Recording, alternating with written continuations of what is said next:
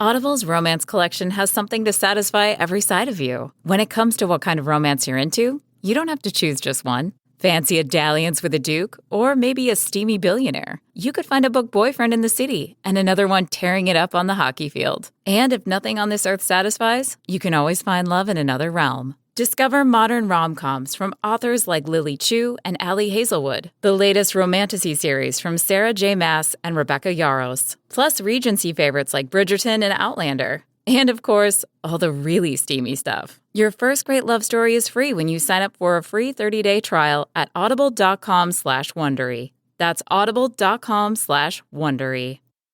AFR On Demand is brought to you by Breck Golf. Try Beaver Creek today, just 20 minutes from downtown Baton Rouge in the Zachary area. They've got a PGA Tour driving range, a short game practice area, 30 to 40-yard practice shots. It's a great place to chip and putt and practice if you don't have time for a full round. Book your tee time today, golf.breck.org, golf.breck.org.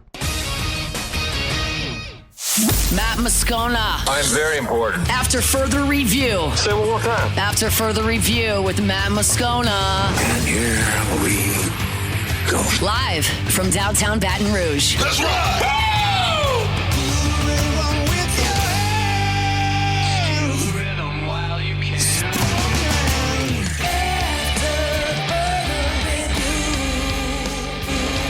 Hour 2, off we go. Welcome aboard. Glad you're with us. It's AFR Live from Don Juan Cigar Bar. We are presented by Sagamore Spirit Rye, Maryland's finest. Fired up to be here at Don Juan Cigar Bar. You know, I'm a rye guy, and Sagamore has knocked it out the park with their offering. So come on by. Craft cocktails, premium cigars, sports on TV, great crowd. You meet April Burkholder, former LSU gymnast, who actually is the regional rep for Sagamore Spirits. So she came in from Houston. She's here with us today. So come meet April. Just last summer, inducted into the Louisiana Sports Hall of Fame after her stellar gymnastics career at LSU. So great day here at Don Juan Cigar Bar. Make sure that you come by and hang out with us here at Don Juan Cigar Bar in Town Center. All right, New Orleans Saints are going to take on the Seattle Seahawks in Seattle on Sunday. And, man, the offensive line has been a little bit of a mash unit here early in the season. A good opportunity to bring James Hurst on the show to kind of get some perspective here. James, we always appreciate a couple of minutes, man. Thank you for the time. How are you? I'm doing great. Glad to be talking about the O-line. It's fun and it's easy and very important at this point in the season. No doubt. What's important no matter what point of the season, obviously. But, hey, what's been your – just give me, if you would, an overview of what you've seen so far from that unit through 2 weeks. Yeah, so start with the best player in the middle, Eric McCoy. I think he has been as billed. He is one of the best centers in the league, very consistent, good communicator. Obviously very physically gifted and talented, does well in that offense.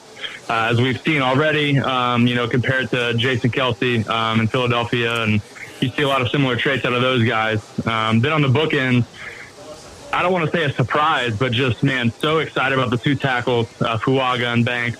They're really living up to the billing for sure. It's very early still in both their careers. Fuaga's been dealing with some nagging injuries for 2 seasons now. So we'll see if that's a thing. But they've been holding it up. They can be franchise cornerstones, just like Armstead and Ramczyk were for so many years if they keep on this trajectory. And a lot of questions in the middle. I don't think Cesar Ruiz has been playing to his potential. We've seen him play much better football than he has. So hopefully he'll get on board. Maybe it's the offensive switch for him. Seems like at times it's a little bit slow reading things, maybe knowing his assignments. He doesn't look as confident as I've seen him before. And then left guard, it's been a revolving door. We saw a lot of injuries in training camp. Very unfortunate to lose 2 of your top backups. And then you're going to lose you lost another backup this week with Rattl, and hopefully we see Penning play. But it's a really tough position to see Penning come in at a new position against a very difficult front. This is a really good front. I think it's unheralded, but they have a great front that's getting a lot of pressure on quarterbacks right now. So it's going to be a real challenge if Penning plays to come in and step in and live up to this at a new position on the road with communication difficulty. It's going to be tough. You played a couple of seasons in New Orleans with Trevor Penning, and he was injured, we know, as a rookie, and then bounced from the left side to the right side, now to guard. Just knowing what you know about him, having seen him, how do you think when he's healthy that transition to guard goes? I feel promising. First, let me say, prove me wrong. I had a lot of doubts last year when he switched from left tackle to right tackle, and I think he was a solid starter most of the season at right tackle. So happy to see that for him, and he's moving inside. Look, his skill set, his size, his length, his mass, his strength, those physical attributes, they're going to help him excel at the guard position. I know a lot of times early in his career, maybe the first 2.5 years, a lot of difficulty he faced was with his footwork, having to cover a lot of ground and not having his feet in the ground to be able to take on power, to redirect. So I hope that this lack of space that he's going to see in that guard really suits him well. I know the confidence that he has, even with last year's coaching staff, and it's carried over to this year, that's been big for him. I don't think he had that in his first and second season. So to be under a coaching staff and an offensive line coach that gives him that confidence, that clearly translates well for him and does a lot for his psyche on the field. So I'm excited to see. I'm hopeful. I'm more hopeful than last year, to be honest with him. He's shown that he can play and he can get the job done. And now it's at a new position, which is never easy, but I'm optimistic. Can you dive a little deeper there? And James Hurst is our guest. You're a guy that played both sides of the line and both inside and out. It was one of the remarkable things about your career was your versatility. Maybe how difficult or what are the challenges that Trevor Penning is going to face moving from tackle to guard? Yeah, so the biggest difference is things happen much faster at guard. You're making contact on your first step, sometimes your second step, whereas tackle, particularly in a pass play, you might not be making contact with the defender until 4 or 5 or 6 steps have been taken. So everything happens now. Your timing, your punch timing, your hand placement is so much more important. And then I think the obvious statement is that you're dealing with bigger, stronger guys inside. There's a lot more power moves that have to be defended against, which wasn't necessarily Trevor's strength at tackle. But again, I attribute that to his footwork and some of the things that he has corrected. But you got to be ready to go as soon as that ball snaps. Like it's on, the play has started, your battle has begun. And then being so big, as tall as he is at 6'7", with a shorter quarterback, it's going to be extremely important that he holds the line firm. He stops power moves in their tracks, because any ground that he's giving up inside is going to be kind of multiplied, getting in Rattler's face. James Hurst is our guest, former Saints offensive line, Ravens and Saints offensive lineman, a great career. Of course, was an All-American during his time at North Carolina. Some great perspective here. You mentioned the shorter quarterback. I guess maybe I haven't thought of it necessarily in those terms with Rattler, but what have been your impressions? Look, he's 8 starts in. We all know he hasn't won a start yet, but maybe the difference you've noticed, if any, from Rattler a year ago to what you've seen through 2 weeks this year. Yeah, the most noticeable one for me is his decision-making. He seems more decisive. Obviously, he hasn't thrown an interception. The one he did throw got called back. So that officially never happened. But he's decisive. It seems like he has his first read, his second read, and then, he's made some incredible plays on the ground. So having that versatility suits him well in this time where he's obviously very much still learning. He's getting that experience. But having the confidence that, hey, I hit my reads, and if it's not there, I don't need to throw the ball in a tight window. I can run, and I can get 6 or 7 yards on the ground, which is hugely beneficial to an offense that's still finding its footing. A couple more for you. Look, the challenge is massive this week with that Seattle defensive front. Knowing I'm not sure how much you know about Seattle's defensive front, but there's a lot of names that everybody recognizes. Some guys that have been really good players, both in the college and the pro ranks. What do you think is the most important part of that matchup this weekend with the Saints offensive line against a really good front from Seattle?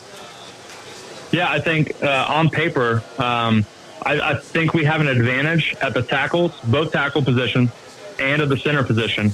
However, when you're talking about, potentially Trevor Penning or a different backup in there and Caesar not playing his best ball, that's an uphill battle. And I know Mike McDonald from my time with the Ravens. We were there together. So I went against, he was the inside linebackers coach, and he obviously gets a lot of what he does from that time in Baltimore. And the way they're pressuring the quarterback with those 4 down linemen, they're not going to have to blitz anyone, which should work in our favor. You're going to get a double team inside most pass plays. Eric McCoy is going to be able to slide over and help one of the guards, which is good. But, hey, at the end of the day, one guy's going to be one-on-one. They got 3 D tackles that can really play. That would start for any team. You probably even see one of those guys end up a Pro Bowler by the end of the season. So it's a good group. You got to get started early. You have to be able to run the ball, which, to the Saints' credit, I think they're averaging close to 4.5 yards on the ground at this point in the season. So they've done that well. But it's a lot of those self-inflicted mistakes, the illegal shifts, the false starts, the holding. You can't be 1st and 20. You can't be 2nd and 14. You've got to stay on track. Otherwise, it's going to be potentially a very long day protecting the passer.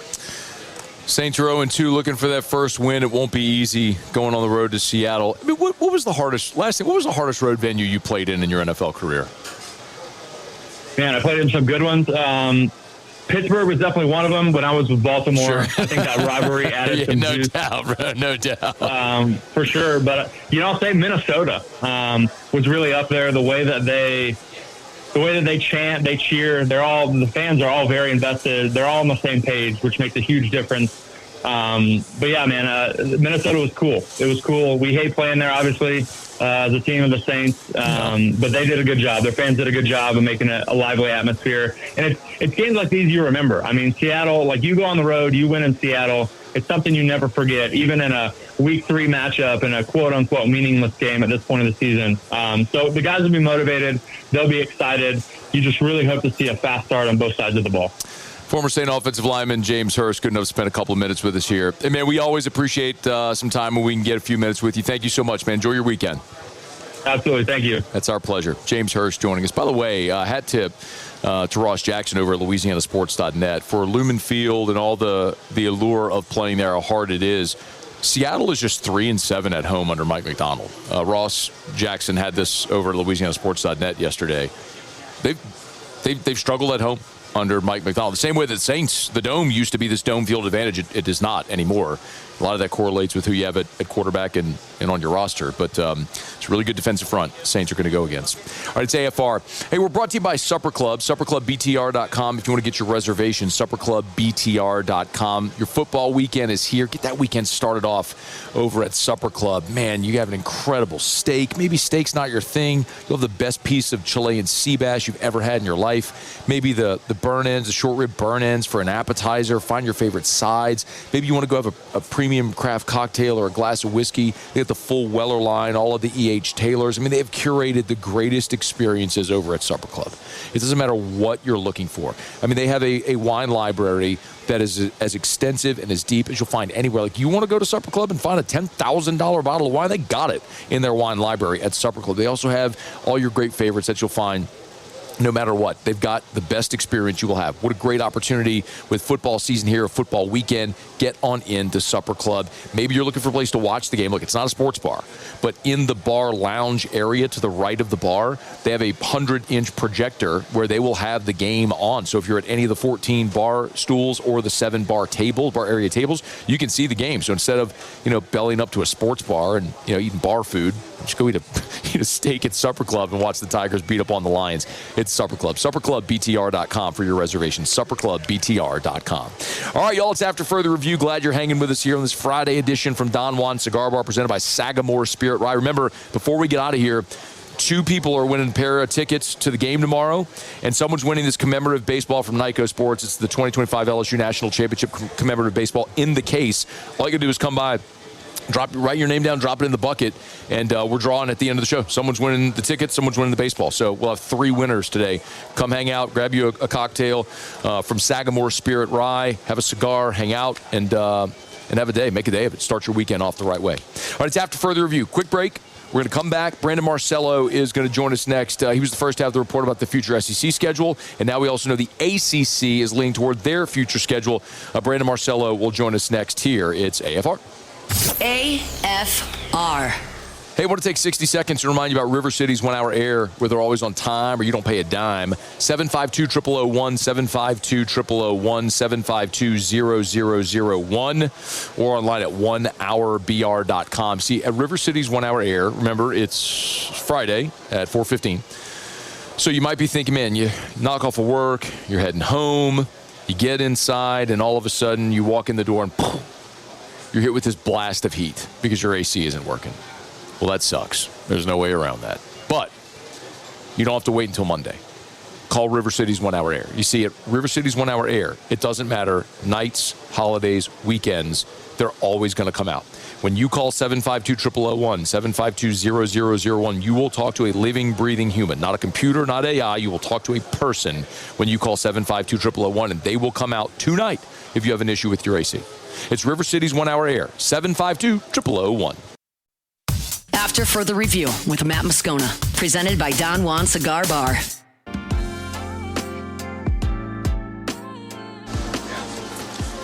Glad you're rolling along with us here on a Football Friday edition of AFR. We are at Don Juan Cigar Bar and presented by Sagamore Spirit Rye. They'll come on by. They got 2 craft cocktails that they're featuring today. The Gold Crush with lemon, lime, and orange liqueur, and then the Rye of the Tiger, featuring blackberry, ginger beer, mint, lime, and, of course, Sagamore Spirit Rye. Y'all come hang out with us here at Don Juan Cigar Bar on this Football Friday. Get your weekend started off right. We'll find out on Tuesday who LSU and the rest of the SEC will be playing in 2026 and for the next 4 years. Brandon Marcello broke that news on Thursday. He's with CBS Sports. He's on Twitter at @BMarcello. Give him a follow. He's with us here now. Hey, man, we always appreciate you. How are you? Doing well, Matt. How are you, man? I'm doing very well. Okay, the SEC is going to make this announcement on Tuesday. Anything groundbreaking you're expecting to hear? No, but what is interesting is that a lot of athletic departments and administrators I've spoken to don't even quite know who their 3 annual opponents will be. They obviously have a good feeling on 1, if not 2, at most athletic department rivalries, but there's some out there that are kind of waiting over the weekend to maybe get some more word and clarification here over the next couple of days. It's interesting. Brian Kelly met with reporters yesterday, and he said the athletic director, meaning Scott Woodward, knows the 3 opponents, but the head coach doesn't. I think, Brandon, the most interesting game on the entire slate is what happens with LSU Alabama, because we know Bama's going to play Auburn and Bama's going to play Tennessee. Are they really going to saddle Alabama with 3 really tough opponents? What can you tell us? What do you know? What do you think? Well, if they go by the formula they were looking at a couple of years ago, they're going to obviously protect those rivalries, but they're also trying to give everybody a fair schedule with these permanent opponents, so to speak, which they're calling annual opponents. And they're going to reassess those every 4 years.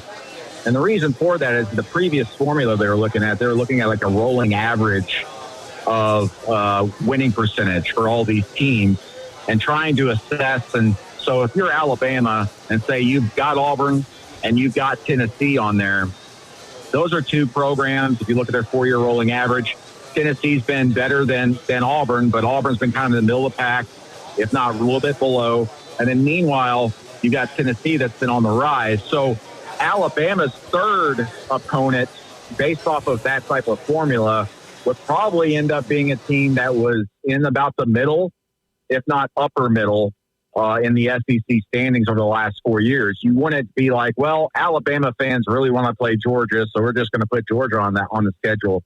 If they go by the formula, they're just not going to do that. So that's the reason why this 3rd opponent for a lot of these programs out there has kind of been up in the air as they try to figure things out. Yeah, is there a game or games that you think might be at risk of not being played every year? Well, speaking of LSU, I don't know. See, this is a game that really doesn't matter to LSU fans probably, but probably the Arkansas-LSU trophy game, the battle for the boot, because you've got Arkansas that is going to want to play Texas every year, and they're going to get that. They're going to want to play Missouri every year.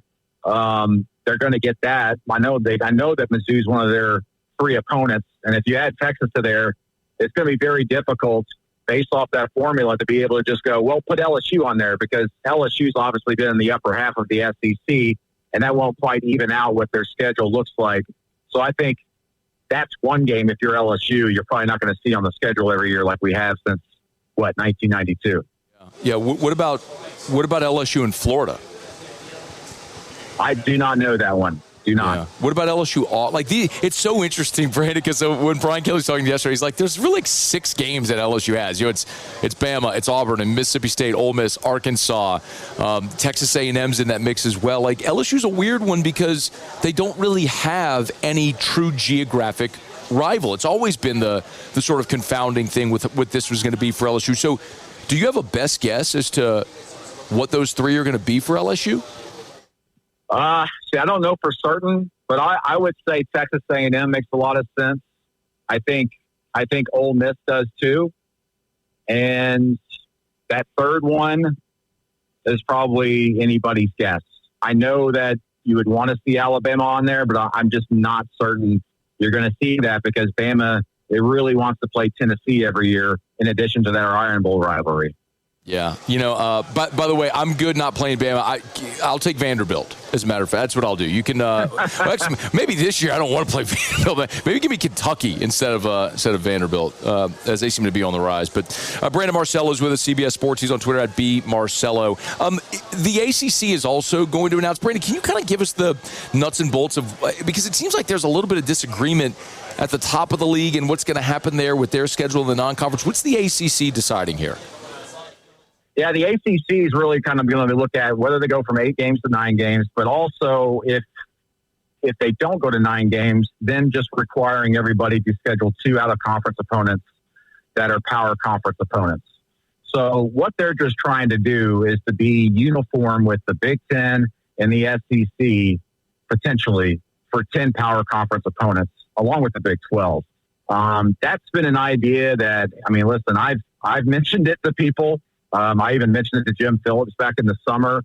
And I think a lot of commissioners are very on board with, listen, if we're going to do this thing and we're talking about universal scheduling, this is probably about as close as you can get to it. Have all the power conference leagues play 10 games, no matter how you want to mix it up, against power conference opponents. But where the big split is really is the idea of doing 8 or 9 games in the ACC. It's also a math problem for them, right? Because Notre Dame is not a member.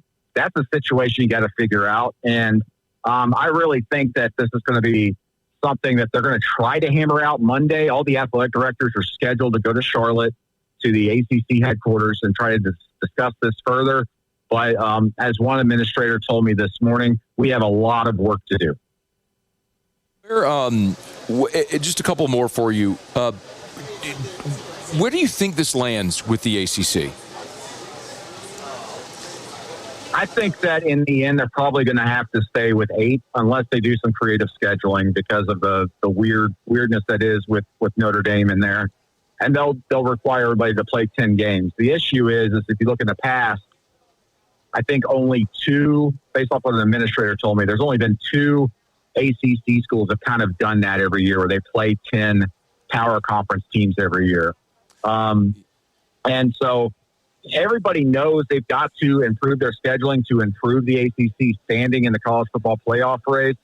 There's models out there for them to play 9 games, but based off of just the discrepancy among all the administrators, my best guess, my prediction at this point is that they stick with 8 games and they end up playing 10 total against power conference teams. Okay. Yeah. The ACC, of course, has as Brandon talked about, has the deal with Notre Dame where Notre Dame plays 5 ACC opponents each year, but they're not in the conference. And so then you look at teams like Clemson, which plays South Carolina, right? Florida State, which plays Florida, Louisville, which plays Kentucky. So it gets a little complex with what you're going to do with those locked in geographic rivals. It's going to be fascinating. But the good thing, Brandon, I think we all agree is more games that people want to see and less things like what we're going to see tomorrow in Baton Rouge with LSU and Southeastern. That's going to be a good thing for college football as a whole.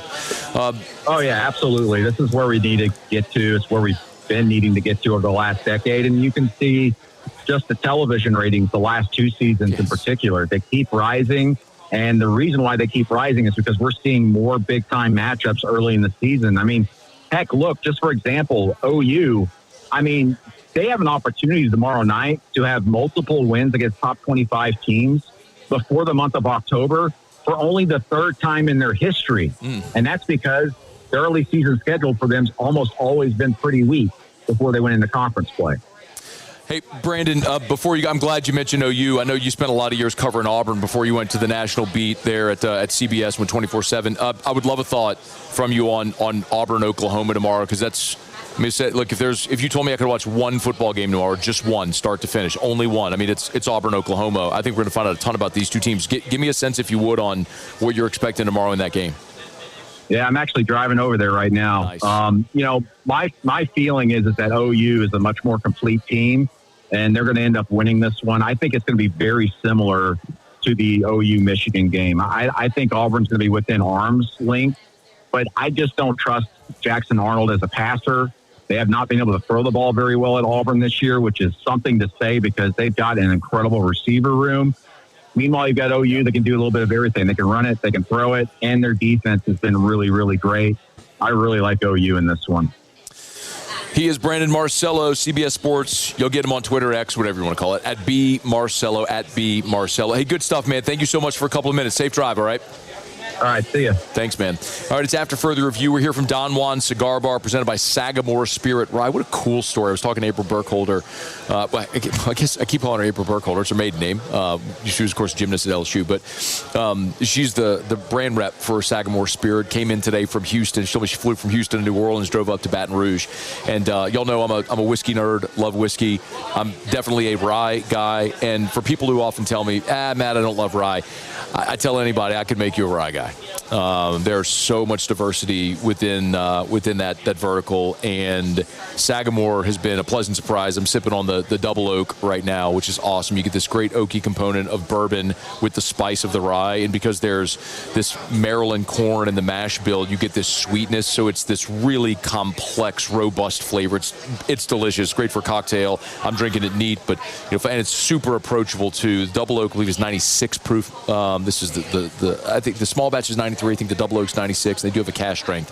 I think it's about 123. But anyway, point is, at your local retailers, ask for Sagamore Spirit. When you go to on-premise at a restaurant or bar, ask for Sagamore Spirit. Make sure they get it in there and give this a try. All right, it is After Further Review. Glad to have you hanging out with us here, y'all. We're going to knock out a quick break. Let's see, Muse is going to do Tigers and the Pros in about 15 minutes. For those who are asking about Terrio, apologies. So Georgia Terrio today was invited to run in a Nike Elite cross-country meet in College Station, Texas. So about 7 a.m. Central Time, Lil Georgie was out there competing with the best runners in the country. So we're fired up for her. So that's what Ryan was there today. He's driving back. So that's why we missed Terrio. Any event, we will have our pick'em segment in 30 minutes from right now. We'll do Tigers and the Pros in about 15 minutes. When we come back, Drew Brees had some really interesting comments on WWL Radio with Bobby Hebert about Spencer Rattler. We'll get to that. Got to remind you about First South Farm Credit. FirstSouthLand.com. FirstSouthLand.com. If you're thinking of buying land, your first call should be to First South Farm Credit. And listen, it's September the 19th, and maybe what you're thinking is you need a tax write-off here before the end of the year. You have time. Talk to your CPA to see if buying recreational timber property might be a great tax write-off for you. So there's so many different reasons to buy land. It could be an investment property. Certainly could be your recreational property, your hunting property. For so many, maybe you need 1,000 acres for agriculture, or you want 20 acres to build your family's dream home. First South Farm Credit can help make that happen. Make your first call to First South Farm Credit. FirstSouthLand.com. FirstSouthLand.com. It's FirstSouthLand.com. All right, y'all. Man, what a good day today. Halfway home on a Friday edition of AFR, hanging out at one of my favorite spots in Baton Rouge at Don Juan Cigar Bar. Place is starting to jump here as people are getting off of work. Come on in, grab you a cigar, grab you a pour of Sagamore Spirit Rye, watch some of the sports on TV in here. All the previews and everything are all over. So come hang out with us here this evening at Don Juan Cigar Bar in Town Center. All right, quick break. When we come back, again, Drew Brees, his thoughts on Spencer Rattler. Pretty good comments from Drew. We'll get to that as we continue here on AFR. After Further Review. Man, I had a great conversation 2 days ago with Derek Duplessis from Duplessis Builders. He was in our office. He was recording some commercials. And one of the awesome things that they've introduced now at Duplessis is a model whereby you can affordably excavator in the ground to completed product. Get your pool for a super affordable price. Listen, they do the amazing resort-style custom pool builds, no matter how complex you want. I've told you, Derek, is a mechanical engineer by trade. I've told you the story before how, he built his sister's pool, and then that first year did 6 or 8 pools. This year they're going to do 150 pools. They're voted by Pool and Spa magazine as a top 50 pool builder in America. So you're going to get a beautiful resort-style pool. But you can go to the website, DuplessisBuilders.net, hit the Pick Your Pool tab at the top. You can see how you can custom pick out all the options. It's DuplessisBuilders.net. After Further Review with Matt Moscona, presented by Don Juan Cigar Bar.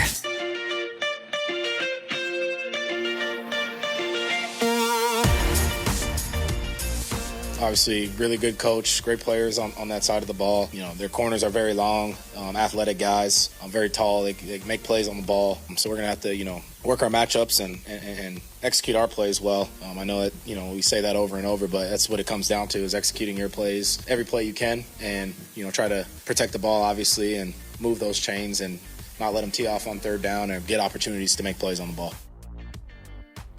That is Saints quarterback Spencer Rattler talking about the challenge of going up and playing in Seattle Lumen Field. One of the best home field advantages in the NFL, but interestingly enough, since Mike McDonald has been the head coach there, Seattle's just 3-7 at home. Now, a big part of that, obviously, Seattle just hasn't been what they were during those glory years with Pete Carroll, and Lumen Field was Quest at the time. It was just going bonkers. But as we all know, the way that thing is constructed with the overhangs on each side and the sound trapping, it's just a very loud venue, a tough road place to play. But Spencer Rattler is still seeking his first win as an NFL starting quarterback, and this is a tough place to try to think that you're going to go get it on the road.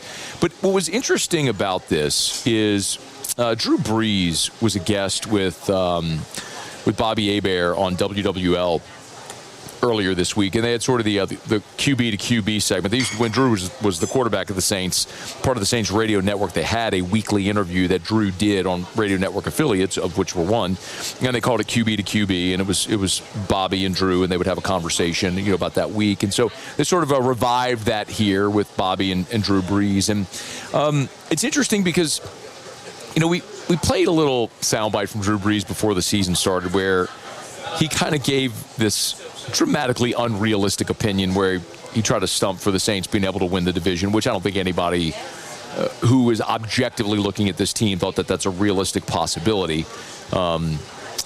So I listen, I respect it. I mean, Brees played for New Orleans. He bleeds black and gold. I love that about him, and he will always be Saints through and through, and it's amazing. I never want that to change ever. It does, though, call into question, like when you ask his opinion about something with the team, like, do you take it with a grain of salt? Like how much validity and credence can you give it if he's not going to give you an objective opinion? But this was a little different. I thought the way Drew Brees approached these comments about Spencer Rattler was pretty insightful. Here was Drew giving his assessment of Spencer Rattler through 2 games in Kellen Moore's system. I like it a lot, and I think he's a great fit. Spencer is a really dynamic player. Like, stature-wise, he's a lot like me from the perspective of you're not the tallest guy, but you're athletic. You can move. Man, I love the way he throws the ball. He's made some plays running the football that have been really impressive over the last couple weeks, getting some key first downs, breaking tackles, some gutsy performances. I know it hasn't resulted in wins, but we've been right there. I've loved to watch his development. I think he's a great fit for Kellen Moore's offense. It's fun to watch. It was an interesting comp, size-wise, and Brees was a great athlete as well. I mean, I think the perception is that he was a pocket passer, which obviously he was one of the greatest ever and the most accurate passers ever.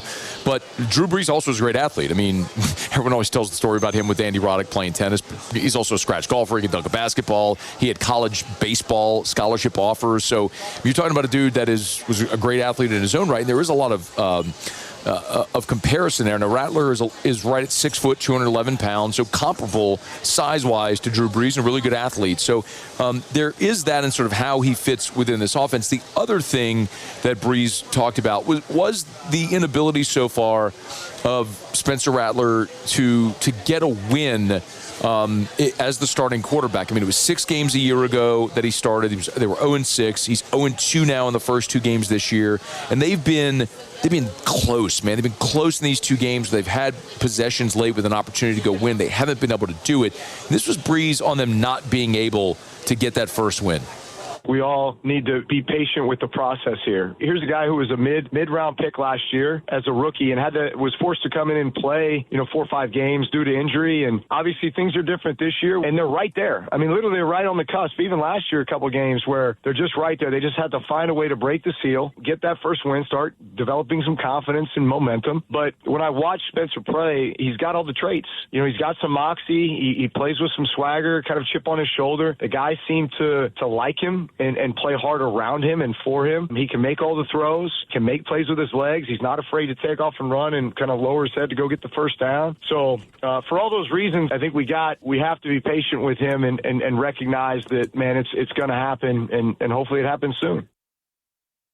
Here's the giant challenge this weekend for Spencer Rattler. Okay, you're going on the road to Seattle, as we've talked about. Historically, a tough place to play. That defensive front from Seattle is arguably, certainly in the conversation, of the best in the league. You've got a young and banged-up offensive line. Trevor Penning maybe making his first start in a new spot. You've got a second-year right tackle with a bad knee and a bad back. You've got a rookie left tackle, and you got Cesar Ruiz, who stinks. Period. That's not a great formula. And then you look at what Rattler has been on the road. Now, granted, it's his first road start this year, but Spencer Rattler started on the road 3 times a year ago. At the Chargers, the Saints lost 26-8. That day, and that was October the 27th. Rattler was 12 of 24 for a $156, no touchdowns, no picks. He was sacked 3 times. His QBR that day was 25. All right, now that was his first road start. He also started on Monday Night Football at Green Bay, and the Saints got shut out, 34-0. That was hideous. He was 15 of 30, again, 50% on the number, 153 yards, no touchdowns and a pick, a QBR of 16.5. So again, he was 12 of 24 at the Chargers. He was 15 of 30 at Green Bay. I mean, right on the number. He was 156 yards at the Chargers, 153 yards at the Packers, no touchdowns in either, a pick against Green Bay. And then he started the regular season finale at Tampa, which was a 27-19 loss.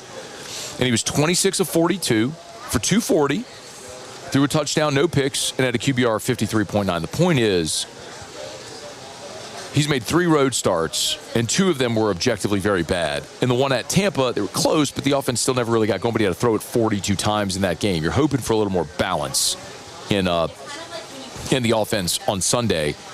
I just don't know that I think on the road in this environment against that defensive front is where we should realistically be thinking Spencer Rattler is going to get his first career win.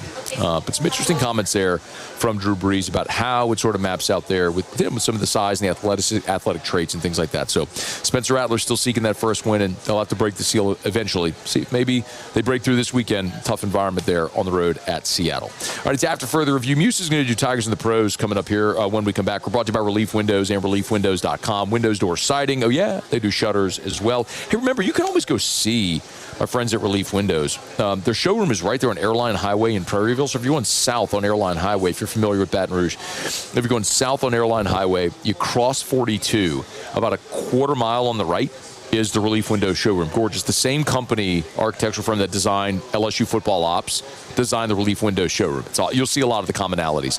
It's awesome. And they've got so many great things like they have the 3D home feature where you're not just like looking at samples of siding or a window. Like, you can see a 3D model of what those windows, door siding would look like on your home. That's incredible. The entire experience is awesome. It's experience, quality, and service. That's what sets Relief Windows apart. They're never going to be the cheapest. I tell you that all the time. If you're going to get 5 different quotes because you're just looking to see who's going to be the cheapest, don't call Relief Windows. They're never going to be the cheapest. They just offer a premium product and the best service and the best staff and the best experience and a true lifetime transferable warranty. So you're going to pay a little more. But my goodness, is it worth it? It's Relief Windows and ReliefWindows.com. All right, y'all, we're here at Don Juan Cigar Bar. Glad to have you hanging out with us here. Cheers, everybody. Our show today is brought to you by Sagamore Spirit Rye. This is the double oak that I've been sipping on here. Beautiful amber color, a little cherry wood color in there as well. If you're a whiskey nerd like me, give Sagamore Spirit a try. If you love rye or if you're trying to get into it, you will really enjoy this. This almost looks like, as I look here through the light, it almost looks like an old-fashioned. Like it has almost like it has the cherry juice in there. It's a gorgeous color. It's a delicious spirit. Would highly, highly, highly recommend you come by and give it a go. It's Sagamore Spirit Rye. Ask for it at your local retailers. Ask for it at your bars and restaurants. If they don't have it, ask for it. If they have it, try it. Come here to Don Juan Cigar Bar today and try Sagamore Spirit Rye. All right, we're going to knock out a quick break, y'all. When we come back, we'll wrap up hour number 2. Muse will do Tigers and the Pros. Don't you move. It's AFR. After further review. Well, it might be right about now that the LSU football team is making their way over to Renaissance Baton Rouge. Of course, every football Friday for a home game, the LSU football team moves their entire operation over to Renaissance Baton Rouge right there on Bluebonnet near I-10. You ain't staying on campus on a home game weekend. So they pack them all up, take them to the hotel, but they still got to have a lot of space to accomplish everything they need to. They got to have team meetings, got to have team meals, you got to have your individual position group meetings and watch game film and all that sort of stuff. Renaissance Baton Rouge configures all of their meeting space to accommodate the LSU football program, just like they can do for you with whatever event you have coming up. It's Renaissance Baton Rouge. So check them out online, or just pop on in, give Allison Crump a call. She's the event coordinator at both Renaissance Baton Rouge and Watermark Downtown. Whatever event you have, they're in the business of saying yes. So check them out at Renaissance Baton Rouge. After further review with Matt Moscona, presented by Don Juan Cigar Bar.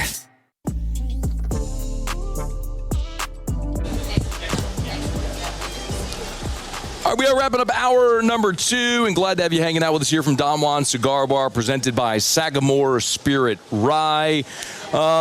We will do our Pick'em segment in 10 minutes. Our celebrity guest picker will be here on site, and she is a Louisiana Sports Hall of Famer, an LSU Hall of Famer, one of the greatest gymnasts in the history of the LSU program, April Burkholder, who happens to be the brand rep for Sagamore Spirit, which is why we're all here today. And so she's going to join us, pick some games. Fired up to have April join us here in about 10 minutes from right now. But right now, Muso as Tigers in the Pros.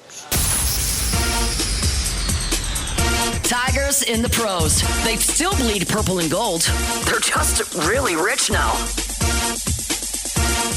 All right, let's get you caught up on all the injuries we've been following all week in the NFL. Joe Burrow, Zach Taylor confirms, underwent successful surgery today in Birmingham to repair the grade 3 turf toe. The swelling went down enough. He had the procedure now. We wait for a 3-month timeline for Burrow's return, potentially here in 2025 around the middle of December.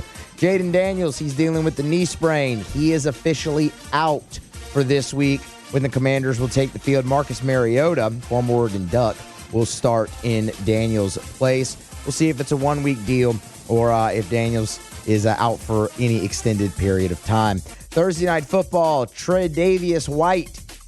Great to see him back out on the field for the Buffalo Bills, man. The injuries for Trey White have really hampered his production, and just an incredible journey for him to really get back. He showed out, too. 5 stops, had a TFL and a pass defense in the Bills' 10-point win over the Miami Dolphins. Alex Bregman went 1 for 3 a night ago for Boston. Also drew a walk. The one was a single. The averages dipped a little bit for Breggs, but still a very respectable 273 in the bigs. And then Hunter Ferdusha for the Tampa Bay Rays in victory. 1 out of 3, also a single for him. He also drew a walk, did come around to score once as well in the ball game, was later lifted for a defensive replacement in that one, but since being traded, has carved out a pretty nice role there with the Tampa Bay Rays. That's Tigers in the Pros.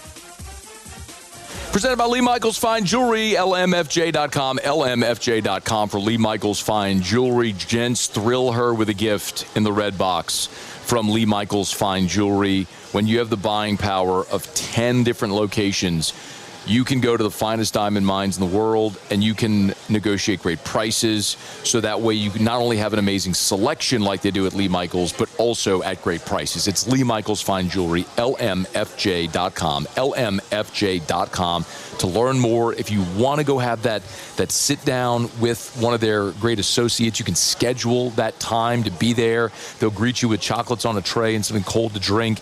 They want the experience of buying that engagement ring to be as meaningful as giving that gift. Of course, it's something that you'll remember for the rest of your life, that she will wear forever, that you hopefully will pass down through generations of your family. You want it to be meaningful. Lee Michaels Fine Jewelry can help. LMFJ.com. LMFJ.com for Lee Michaels Fine Jewelry. All right, y'all, it is After Further Review. Big shout out, by the way. Got a text on the show text line from Matthew Johnson, who said, I'll be pouring this evening after dinner. The Bourbon Side of Baton Rouge 6-year pick of Sagamore Spirit Rye. Love it. We're here today at Don Juan Cigar Bar, presented by Sagamore Spirit Rye. So come on by, y'all. I'm going to light a cigar here in hour number 3. I'll continue to join a neat pour of Sagamore Spirit Rye. Man, if you're knocking off of work, come hang out with us. We got a couple of giveaways we're doing. We have 2 pair of tickets to LSU and Southeastern tomorrow. Somebody's winning those tickets. 2 different pair, 2 different winners. And we also have the commemorative baseball from our friends over at Nyko Sports. This is the LSU National Championship commemorative baseball with, of course, with all the different panels on the ball with the championship logo, the LSU Tiger Head logo, the limited edition 2025 were ever made, the season to remember with all the statistics on it.